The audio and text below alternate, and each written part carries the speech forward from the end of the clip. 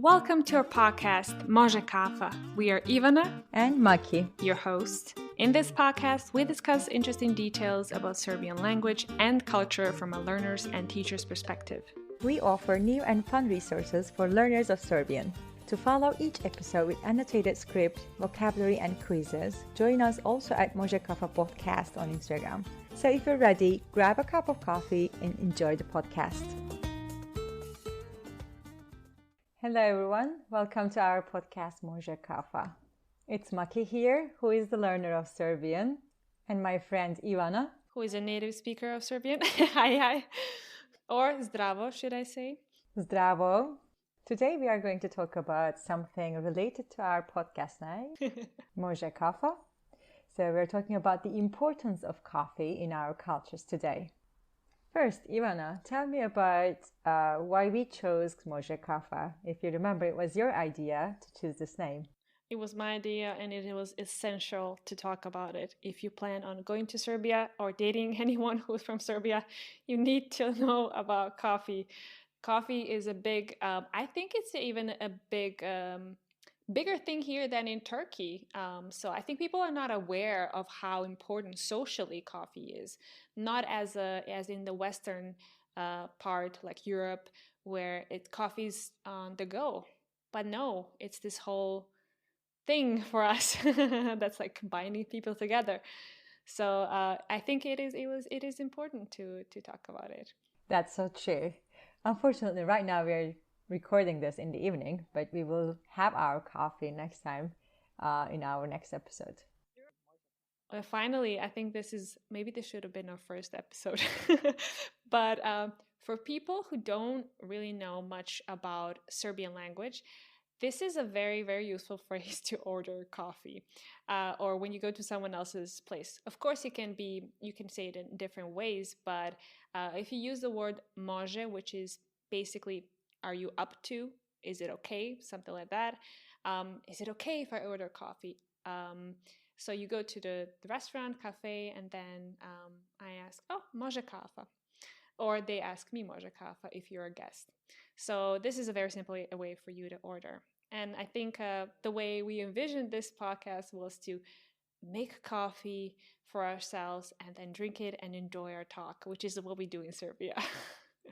Exactly. Maybe we could discuss which type of coffee we drink. Actually, I want to ask you, do you drink coffee? I drink coffee, but not every day. Mm-hmm. When I'm with someone, when I have a company to drink coffee with, then I enjoy it. But by myself, I can call myself a tea person. Mm-hmm. And I drink coffee with someone else, or if I want to feel that comfort or homesickness, then I drink coffee. But coffee is not a regular thing in my life, so it's not a daily thing. But and then my second question for you is, which type of coffee do you drink, if you drink it? Yeah, when I have a chance, of course, I prefer the Turkish coffee, or here we call it domaća Kafa. That's the number one for me. But I also enjoy having filter coffee or Americano coffee with some friends. And in Turkey, as we kind of discussed, black tea is usually the norm, isn't it? Mostly like compared to coffee. But still, is coffee a thing? Like Turkish coffee, is it a thing over there? Exactly. Tea is the number one drink in Turkey. It's not even something special. I mean, you have it all the time, everywhere. But when it comes to coffee, yeah, it has more special place for people.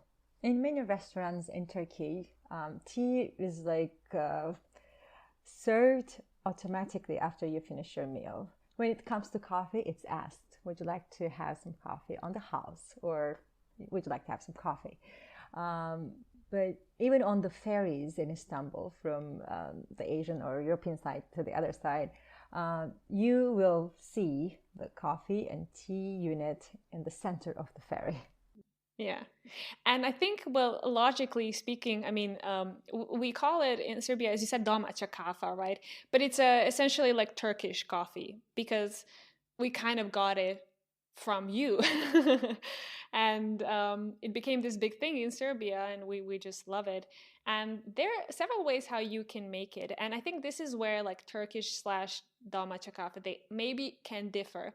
But I've seen so many different ways of making them. So I actually wrote down 3 ways. There's one way how I do it. You have to tell me if you do it similarly or if you do something different when you make it. Okay. The first way is not how I do it, but it's the simplest way of making coffee. And it's basically like you boil water. You don't need jezva or jezve, how you would say it. Is it jezve? How do you say? Jezve. Yeah, jezve. So we don't, so you don't need that. You just need something like to boil water somewhere, whatever that is. And in the cup, you put 1 teaspoon, it should be like a heaping teaspoon, like a full one, even more, of coffee, ground coffee. And then when the water is boiled, you just pour it over. As far as I know, that type of coffee is not as bitter as it could be. So, but many people would tell you that's not how you make coffee, domaća kafa. Okay. Then the second way. Before you tell your second way, let me just interrupt. And I think that's really interesting because in Turkey, we never boil the water first and add coffee later. We always put coffee in cold water and cook them together over a heat. And then slowly you let them cook together. So wait, you put water and ground coffee at the same time, and then I mean, logically, you could do that, and I'm guessing people in Serbia do that as well, but I just haven't seen anyone doing that. But I'm sure some Serbians are going to be very honest about it and say, you don't know anything. Well, I will tell you what I do and what my friends usually do, what my family, everyone. And this is, you boil the water in the pot, jezve, or I'm just saying jezva, sorry. I'm used to saying jezva here because no one knows what jezva is. Everyone knows what Turkish jezva is. And so you put it in jezva. And then when it reaches the point of boiling, you move it from the stove. And so kind of for it to cool down, but not for long. And then you add the coffee. Then you mix it a bit, and then you put it back to the stove, but with like, the heat should not be as strong, the fire. And that's how you can do it. But then that's how usually everyone I know does it. And there's a student way how to do it, which is you basically do this reboiling process several times after you put the coffee inside, because it's apparently it has more caffeine then. So because if it has more caffeine, you can study longer during the night for your exam. And yeah, so I think this is something that you are going to probably see. But if you want something quick, then just like boil water, pour it over your coffee. And then I need to tell you the third way. Oh, is there even a third way? There's a third way.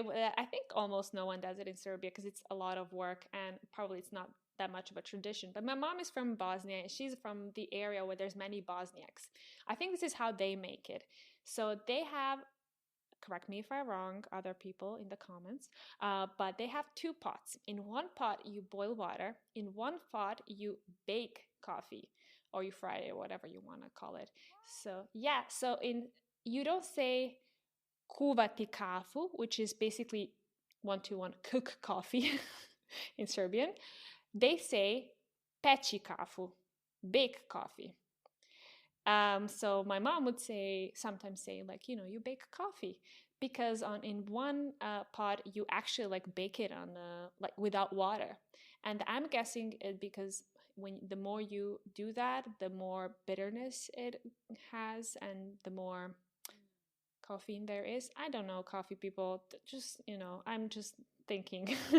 But and then you put them together. What? I never heard this. That sounds like roasted coffee. Actually, it sounds authentic to me. Probably this roasting process makes it even bitter, and the flavor must be quite different. I think I will definitely try that. Yeah, it is. Oh, sorry, I was saying baking because in Serbian it means baking, but it is roasting. It is kind of like additionally roasting ground coffee. Well, I've never tried that one, but I do the second thing that I say. Just boil it once, take it off the stove, and that's most of what I see. We also have a few different types of making coffee. One of them is you boil coffee and water together slowly, and then before it starts boiling, just before, a few seconds before, you add a little bit more ground coffee, stir it, and then take it from the stove. Another one is when it starts boiling, coffee and water together, you just add a couple of drops of cold water, and then you take it from the stove again. That is, I guess, to have more bubbles on top of the coffee. You know, in Turkey, it's important to have some bubbles over the coffee. But to be honest, I never heard of your way, so I'm really curious how people in Turkey will take them. Yeah, I'm sure that someone from Turkey would be like, "What are you doing, you Serbian person? You are ruining coffee." No, no, but it's it's this part. I'm sure that also Serbians would say the same for like some of your strategies, but like it is funny. It is funny. So if you go to Serbia, you when I go to Serbia, I always drink Turkish coffee. Maybe not because it's the best. I don't have a favorite, but it's the coffee that I can actually order and the coffee that I can actually get pretty cheaply in Serbia. Here in Germany, I have to, like, espresso is kind of the cheapest thing you can buy here, or like filter coffee. But, I would say that it's Turkish coffee, well, domaća kafa, homemade coffee, Turkish, however you want to call it. And also, I think I told you once, we have instant coffee. That's also a big thing in Serbia. So we call it nes. Yeah, I heard about it. So it's cold or hot nes and with like a lot of foam. It's usually only with milk, but can be with anything. And of course, nowadays you can just order a cappuccino or like filter coffee or whatever you can find. But man, I've never seen espresso machines or like French press until I went to Austria and Germany. I was like, what is this? How do you make it? Well, that happened to me too. About Nes, I think it's the shortcut of Nescafe, right? The instant Nescafe brand. I think so. I think it's just the brand. Instead of saying Nes, you can say instant Kafa. But it's just shorter to say Nes, right? So yeah, I want one hot Nes. It is actually pretty common in Turkey too, especially among high school and university students, as it is the easiest and maybe the cheapest way of having coffee. It's just convenient, isn't it? And if you're a type of person that likes milk with their coffee, then or like sorry, coffee. Well, actually, it's milk with coffee in this case because it's a lot more milk than coffee. Then if you like it more as kind of like maybe like I don't want to say dessert, but not as strong, then Nest is a coffee for you. But not everyone likes black coffee. I switch from one depending on my mood, how much milk I want or don't want. So I just order however I feel. Okay, so let me ask you a couple of phrases about having coffee together. We know that Moja Kafa is like when you invite someone for a coffee or when you ask someone if they want to have coffee. But how do you say, let's go for a coffee?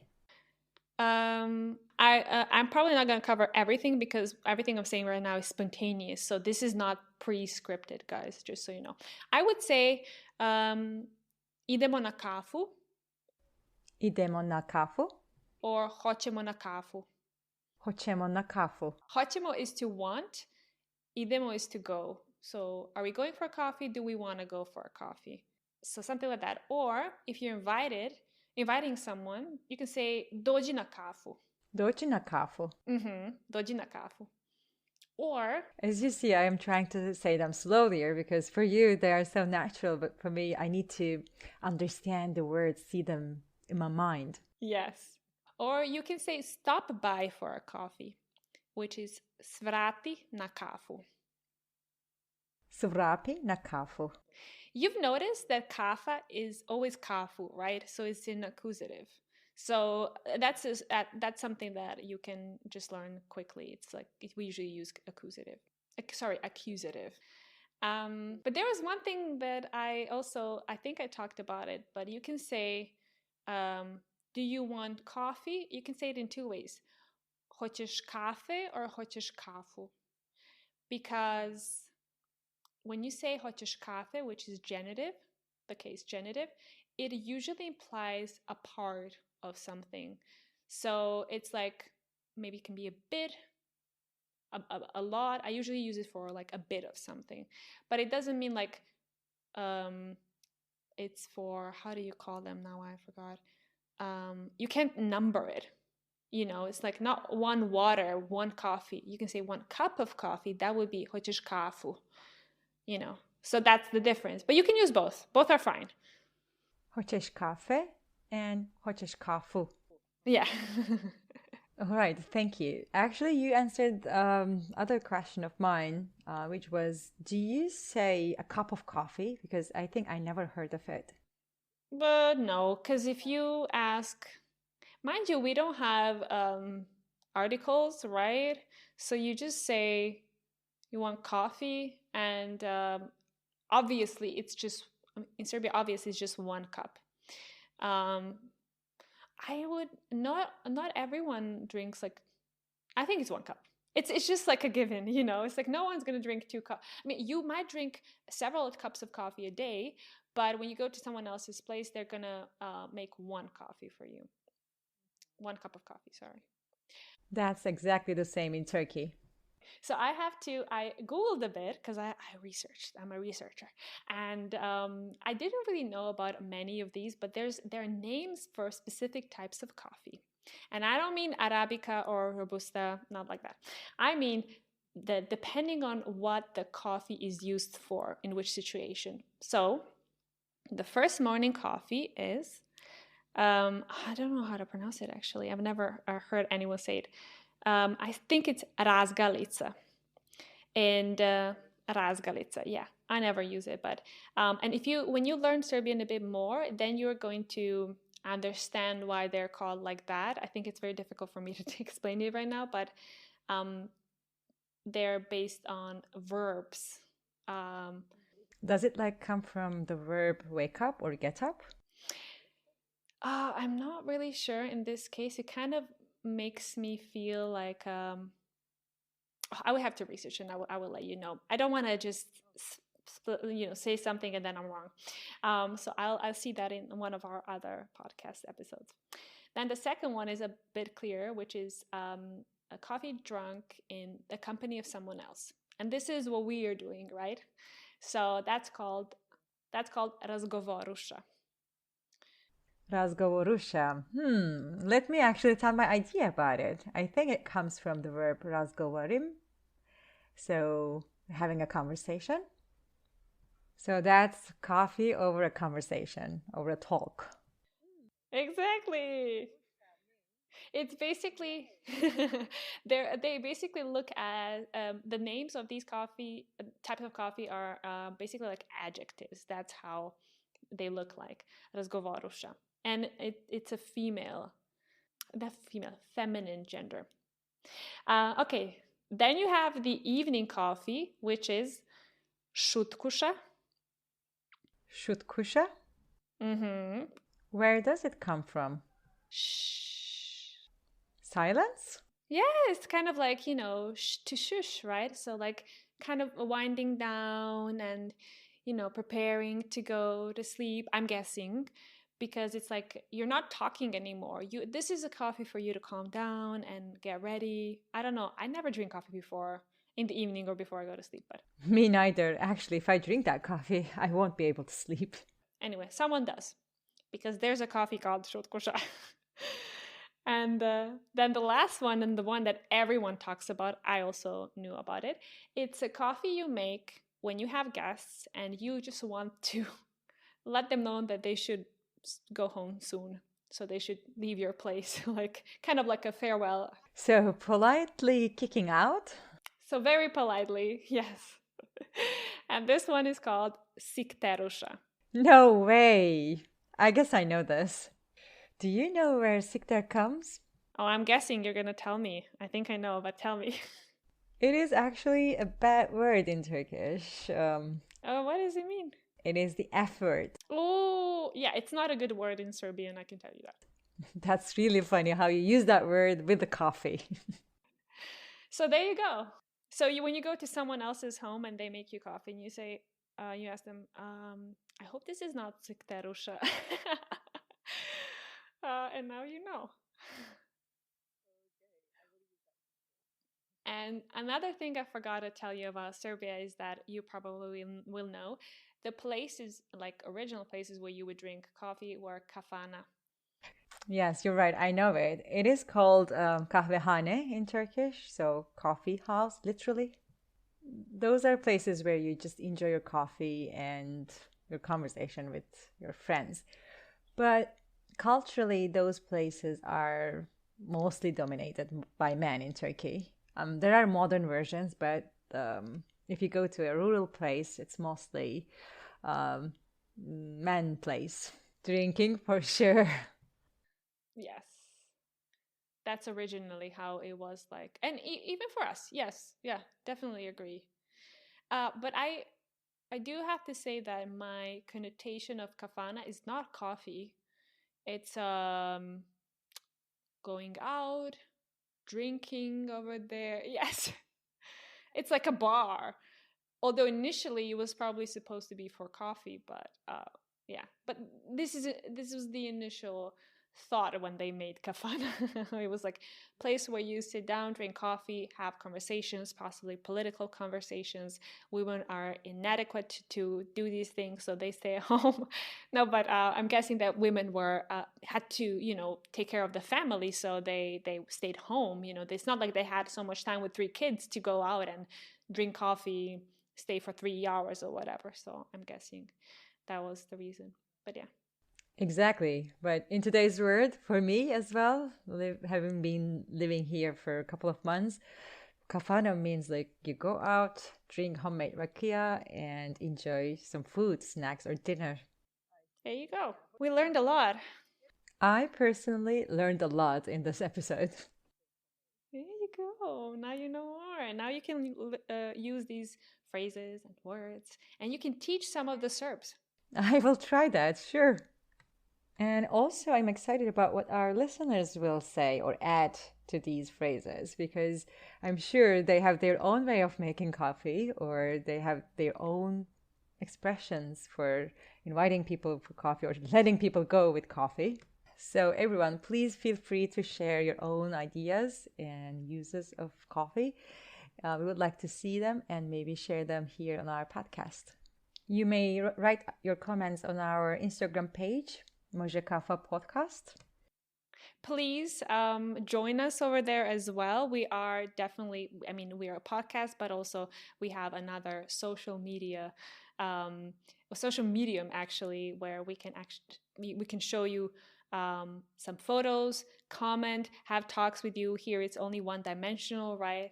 And our next episode is going to be about small talk. So I hope I'm pretty sure that people want to learn about small talk because these are one of my most popular videos on YouTube. So hope you will enjoy it. Yeah. Yeah, as a learner of Serbian, I can definitely tell you that when you can make small talk like for a couple of minutes, the feeling is huge. Like you really feel satisfied, proud, and happy. Such a motivation, right? Well, join us. Hopefully, you're going to be interested as well. Good. We had a nice chat and see you in the next episode. Pozdrav or prijetno.